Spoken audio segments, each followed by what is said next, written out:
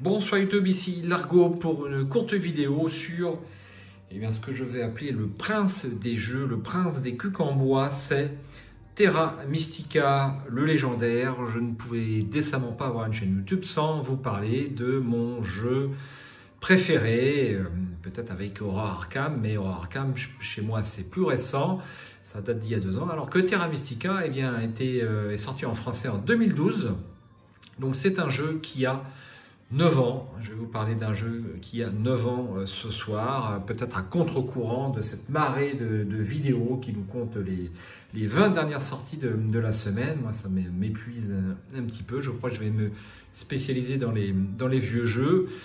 Terra Mystica, 9 ans, et il revient sur les devants de l'actualité. Je vais en parler avec la sortie de son extension Marchand des Mers. Terra Mystica, c'est quoi? C'est un jeu expert, un vrai jeu expert à partir de 14 ans comme indiqué au dos de la boîte, pour 2 à 5 joueurs, mais je vous dirais plutôt de 3 à 5 joueurs, 30 minutes par joueur. C'est un jeu sans aucun hasard, en dehors du tirage de certaines tuiles bonus en début de partie à l'installation, mais sinon il n'y a pas de dés, il n'y a pas de chaos bag, c'est vraiment du calcul pur et dur.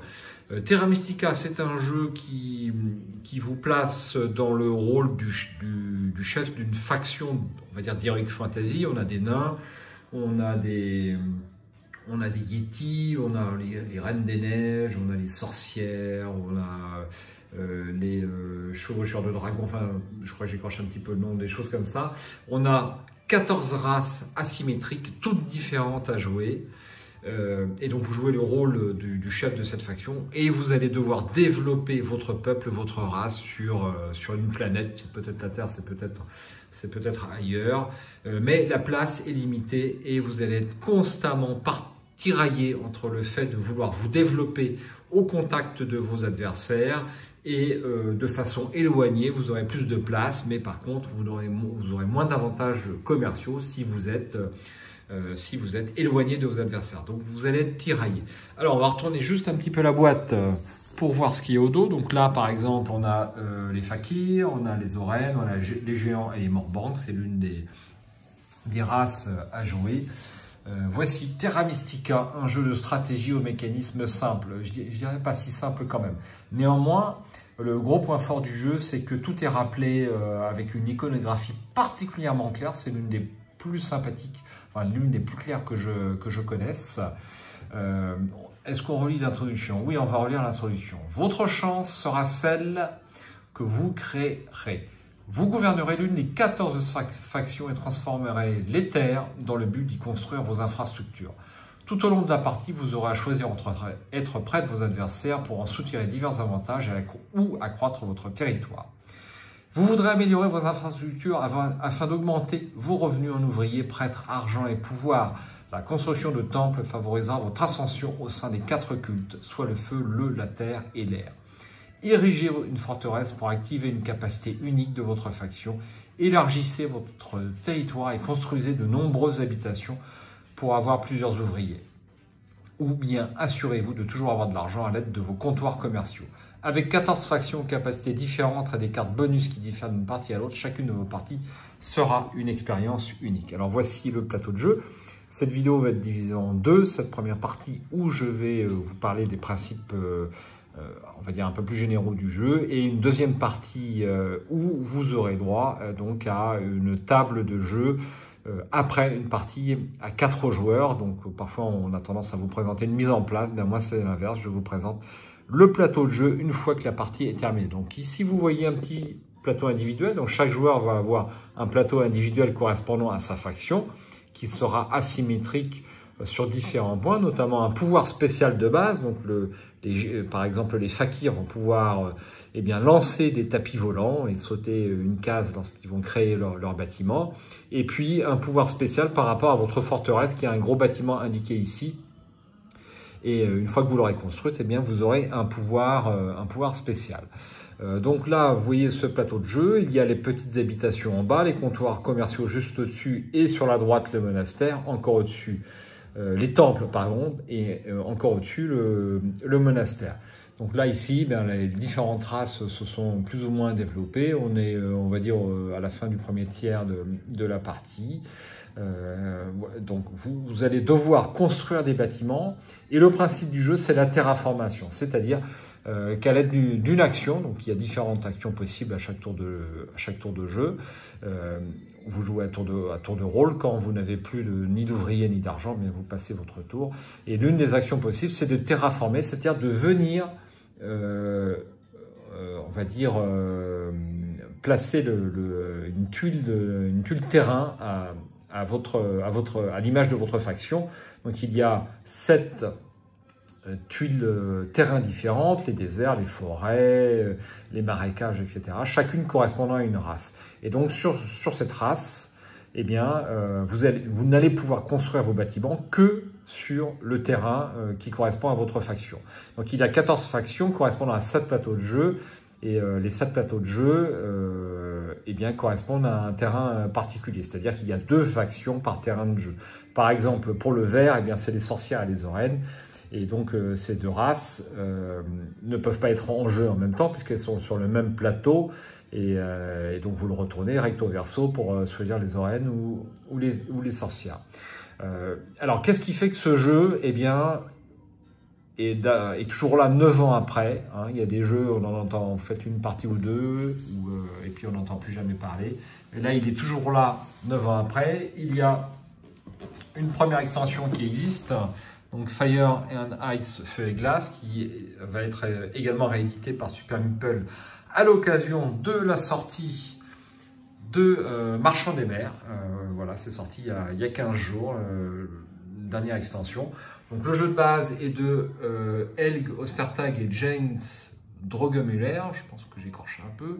Pareil pour l'extension, mais cette extension-là, eh bien, est de James Attei et en plus petit Eduardo Andrade. Donc je crois que c'est une extension qui a été produite par des joueurs et qui a été validée par les concepteurs du jeu. L'extension suivante, il en reste une qui sortira, qui sera faite, elle, par les concepteurs du jeu. Je ne peux pas en parler plus que ça, je ne connais ni son thème, ni ce que ça va faire, je sais juste qu'elle existera. Alors Terra Mystica, eh bien, c'est une espèce d'alchimie toute particulière entre l'asymétrie, sa grande rejouabilité avec les 14 races, 6 supplémentaires sur Fire and Ice et Feu et Glace, donc 20 au total, et puis une espèce de profondeur tactique inégalée à ma connaissance au niveau eh bien de la construction de bâtiments, des interactions avec les autres joueurs. Vous allez vous batailler sur la place que vous occupez sur le terrain de jeu. Vous allez batailler au niveau de 4 pistes de culte, fer, enfin feu, glace, terre, air, voilà, ça doit faire 4. Et puis, vous allez vous batailler au niveau de différentes actions de postes d'ouvriers, on va dire, disponibles au niveau du plateau de jeu. Donc, vous avez différentes actions possibles. Certaines sont en permanence disponibles tant que vous avez de quoi les payer. Et puis, certaines actions ne seront disponibles que si vous avez du pouvoir pour les payer et surtout si elles n'ont pas été prises déjà par un autre joueur. Tout ça, j'y viendrai de façon un tout petit peu plus détaillée en deuxième partie de vidéo, bien qu'il ne sera pas possible de vous détailler les règles de Terra Mystica sur une vidéo de 20 minutes, c'est impossible. Je vous recommande la vidéo de Chaps, je crois qu'elle existe, la vidéo de Chaps sur Terra Mystica, c'est H-A-P-S, si vous voulez les règles de façon détaillée. Donc ce jeu, j'en ai 50 parties sur table à mon actif, j'en ai 150 en version numérique. C'est vous dire si je peux en parler en connaissance de cause. Mais je ne suis pas le seul joueur à avoir énormément pratiqué Terra Mystica. Depuis qu'il est sorti en version numérique, il y a des joueurs qui pour certains, ont 500, 600 parties à leur actif. Les parties sont toutes différentes, c'est assez incroyable. Il y a une très très grande profondeur de jeu. Donc j'en reviens au thème. 14 races, 20 avec l'extension, vous prenez place sur une planète, on va dire, inconnue sur un thème Heroic Fantasy. Vous prenez les destinées d'un peuple, vous devez le développer de façon importante. Ça sera traduit en termes de pistes de points par un score autour du plateau de jeu, de façon très très classique. Un certain nombre d'actions vont vous rapporter des points. C'est un jeu très calculatoire. Il ne faut pas se tromper sur le premier tour de jeu, c'est peut-être une petite critique qu'on peut qu'on peut lui faire. Effectivement, le premier tour de jeu est assez important. Il ne faut pas faire n'importe quoi, mais bon, cela dit, sur tous les jeux experts, c'est comme ça. Alors, il y a un petit frère sur Terra Mystica, c'est Projet Gaïa, qui est un petit peu plus récent. Je crois que ça a 4 ans, 3 ou 4 ans, quelque chose comme ça, 3 ans. Dans l'univers de Terra Mystica, alors je dirais avec les principes de jeu de Terra Mystica, mais c'est pas l'univers de Terra Mystica, puisque celui-ci est à la base un univers de science-fiction en totalité, et ici on a de l'heroic fantasy. Donc c'est pas tout à fait la même chose. Donc ce petit frère a il y a les grands principes qui ont été améliorés, épurés, améliorés. Curieusement, il n'a pas eu le même succès. Je pense que c'est la faute à une patte graphique qui n'est pas excellente. Donc voici, on va faire un petit gros plan sur le plateau de jeu individuel. Voilà, c'est pas la même immersion au niveau du plateau de jeu. Donc, vous voyez ici un espèce d'univers. Vous avez ici donc les plateaux de jeu individuels. Vous avez ici ce qui correspond à la piste des cultes dans Terra Mystica. Ici vous avez l'astronavigation, la science. Différentes pistes, je me souviens plus tellement des autres pistes, ça fait je crois 6 mois que j'ai pas fait de partie. Vous avez ici une piste avec eh bien pareil des tuiles bonus comme Terra Mystica. Un certain nombre de tuiles bonus vont être pris au hasard en début de partie et vous allez marquer des points si vous arrivez à faire les actions de cette tuile bonus au bon moment. Et ici, vous avez une piste la piste verte ici, qui vous permet de suivre en fait, eh bien, votre état d'avancement sur les 2 tuiles points de victoire tirés au hasard, pareil, en début de partie. Et puis ici, qu'est-ce que nous avons ici? Bah, c'est pareil, c'est des tuiles bonus comme sur Terra Mystica. Donc, il n'y a pas eu le même succès. C'est un jeu pareil avec une grande profondeur tactique comme Terra Mystica. La sauce prend moins, je ne peux pas vous l'expliquer. Terra Mystica sort tout le temps. Projet Gaïa, c'est plus rare. J'ai certains amis qui ont moins apprécié ce jeu. Moi, je l'aime tout autant au niveau de ses mécaniques, mais c'est vrai que la patte graphique ne me plaît pas. Néanmoins, je vous le recommande vivement comme Terra Mystica. Revenons au prince des jeux. Donc, que vous dire sur ce qui fait que ce jeu est toujours là 9 ans après sa sortie? Eh bien, son asymétrie, son immersion. Alors, son immersion, il n'y a pas de carte aventure, il n'y a pas de fluff ou de ce genre de choses. Néanmoins, on a vraiment l'impression d'être aux commandes d'un peuple et de développer sa race, son territoire. La sauce prend, c'est comme ça tient au matériel, ça tient à la patte graphique du jeu. Différents éléments qui fait que la sauce prend. Alors, c'est un jeu très tactique, très calculatoire. Il n'y a pas du tout de hasard. Il y a une mise en place aléatoire au niveau des tuiles bonus, c'est-à-dire que à chaque tour de jeu, eh bien, les joueurs vont prendre une tuile bonus qui va vous rapporter différents bonus. Il faut essayer d'être le premier à terminer son tour pour pouvoir choisir la meilleure tuile bonus. Mais si vous terminez votre tour trop tôt, eh bien, peut-être que vous allez passer à côté d'un certain nombre d'opportunités. Il y a aussi une gestion du nombre d'actions que vous allez faire au niveau du tour, parce que vous allez au choix, vous pouvez être assez rapide ou au contraire tenter de traîner un petit peu parce qu'il y a une tuile bonus que vous visez, mais elle est présentement chez un adversaire. Quand il va passer son tour, il va rendre sa tuile bonus, elle sera de nouveau disponible si vous passez votre tour. Il y a différentes choses qui font que, également pareil, il y a 6 manches de jeu. Sur ces 6 manches, eh bien, vous allez avoir une tuile bonus différente à chaque manche. Il faut tenter de faire certaines actions au niveau de cette manche pour marquer des bonus en points. Au niveau de ces tuiles, vous allez également avoir des bonus si vous êtes monté suffisamment sur la piste pardon, des cultes. Je vais revenir en deuxième partie de vidéo. C'est difficile de vous exposer. On va peut-être vous montrer le dos de Fire and Ice et Feu et Glace. Voilà, donc il n'y a pas de. Donc il y a une nouvelle carte dans cette boîte, ainsi que 3 plateaux factions, donc 6 races supplémentaires à base de feu et de glace. Hein, c'est le thème de cette extension.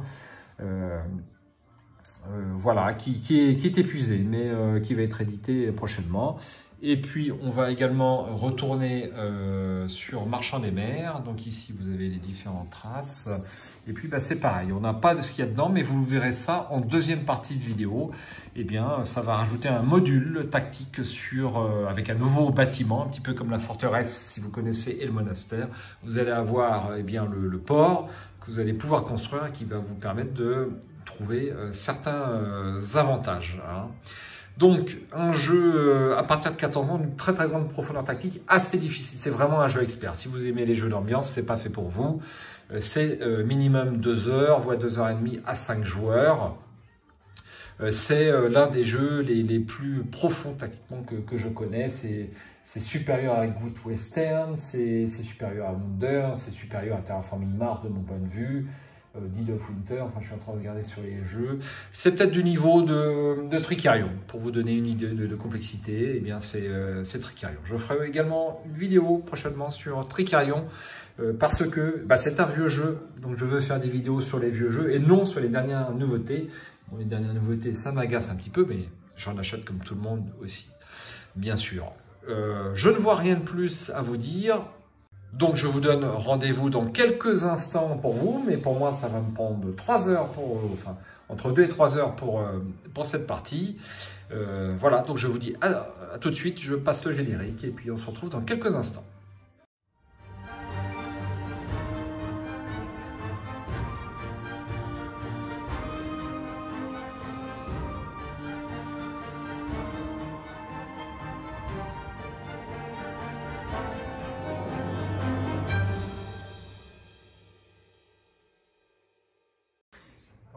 Voici la partie de Terra Mystica est terminée. Il s'est écoulé 3 heures.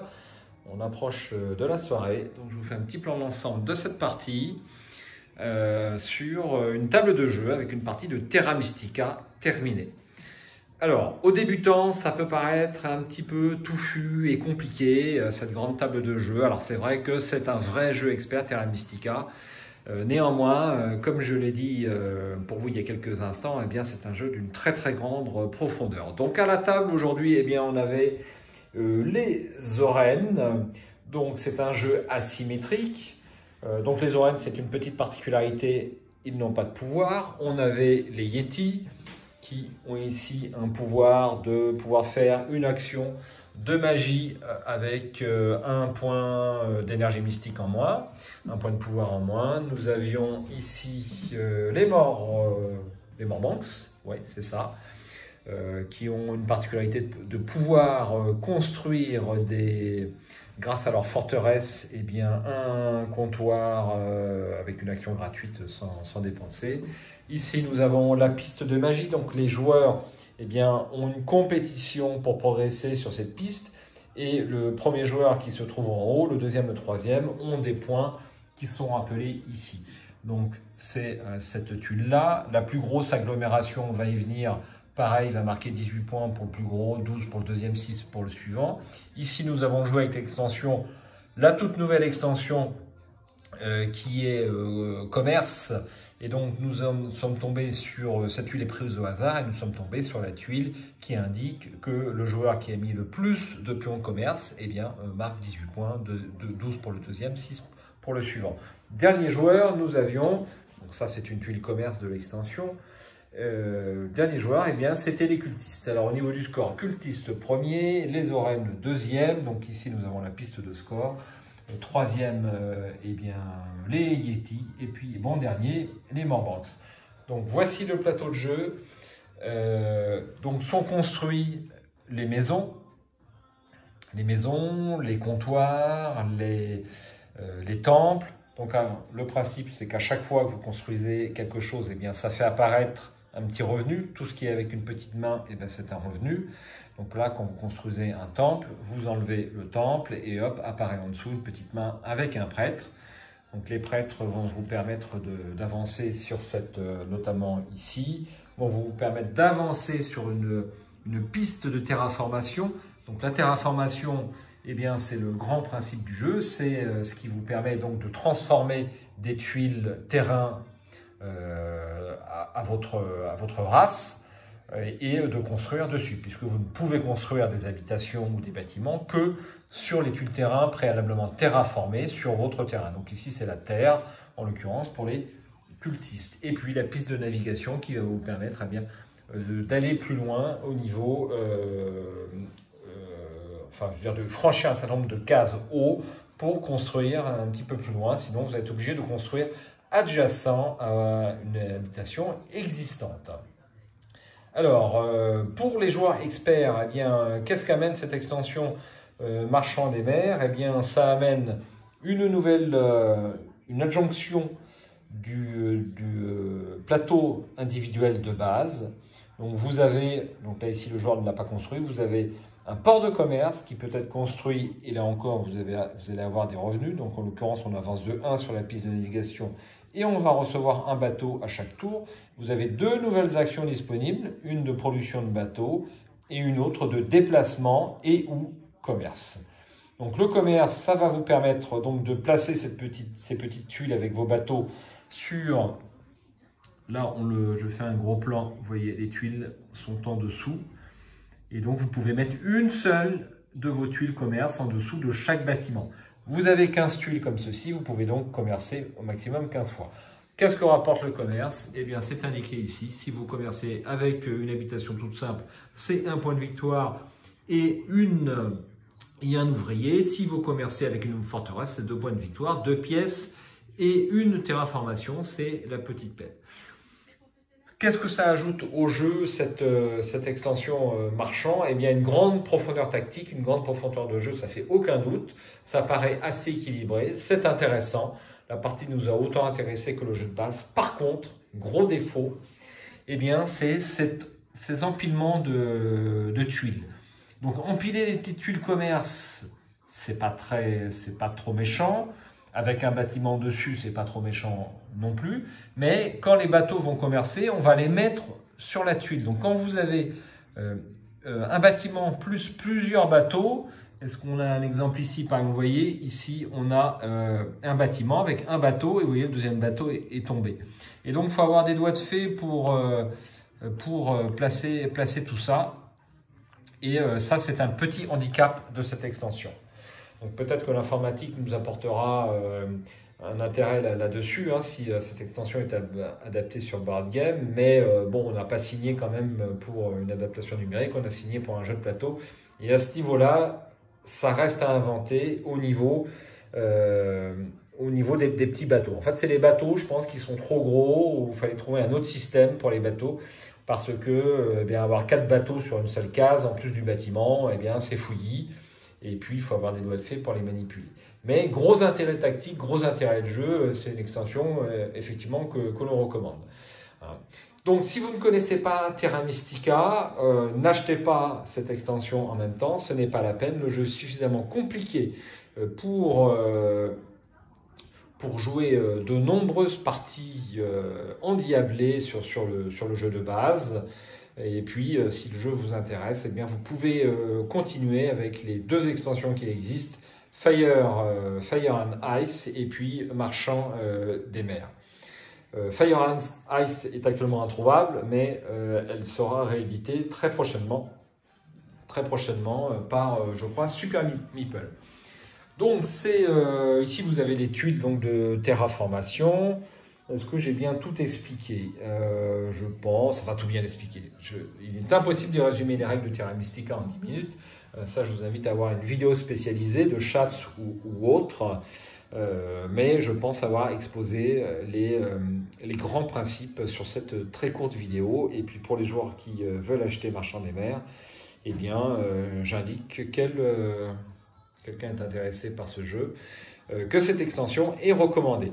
Alors, par quoi terminer cette vidéo? Peut-être rappeler les grands points forts de ce jeu. Donc, une asymétrie incroyable, une rejouabilité incroyable. Ici, vous avez une race, mais entre le jeu de base et l'extension, donc il y a 14 factions dans le jeu de base, 2 par plateau, ce plateau est recto verso, et puis l'extension Fire and Ice vous apporte 6 races supplémentaires, ce qui fait un total de 20. Chaque fois que vous jouez une race, c'est un pouvoir particulier qui est rappelé ici, plus un pouvoir particulier pour le bâtiment forteresse, plus maintenant un pouvoir particulier parfois pour le port, et donc une rejouabilité énorme. Il n'y a pas que ça, il y a vraiment une très très grande profondeur tactique sur ce jeu, une interaction qui est limitée mais néanmoins bien présente, à savoir qu'il y a un espace vital entre les joueurs à la table sur les cases terrain, et rapidement on va être un petit peu serré, on va se faire voler des cases par les adversaires, on va parfois être plus rapide qu'un adversaire pour prendre une case, et il y a une très très bonne interactivité entre les joueurs. Alors c'est vrai que si vous êtes vous plutôt développé sur un coin de la carte et puis vous avez un autre joueur qui est dans l'autre coin, vous n'allez pas tellement vous voir. Néanmoins, il y a également de l'interactivité sur cette piste qui va arriver le premier en haut et être bien placé, si on n'est pas premier, au moins deuxième ou troisième.